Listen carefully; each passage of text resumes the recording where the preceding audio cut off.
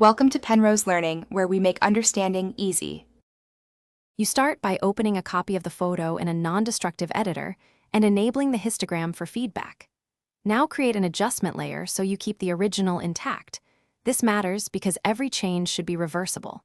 Once done, set white and black point guides so you can see real clipping risk.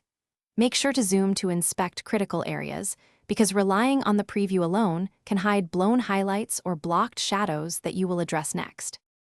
You now use a curves adjustment layer to increase perceived brightness while retaining contrast. First, add a gentle S or lift the midtone point upward. This brightens without flattening the image. Anchor a point near the shadows so they don't wash out, and a point near highlights to prevent clipping. If color shifts appear, switch to individual RGB channels and nudge each slightly to rebalance.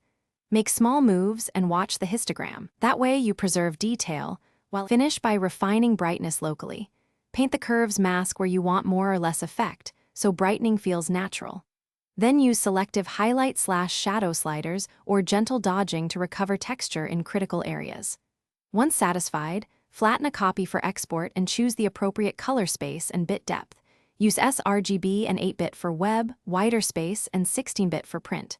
Troubleshooting tip: if the image looks washed, reduce the curve lift and reintroduce contrast with a subtle contrast or clarity adjustment.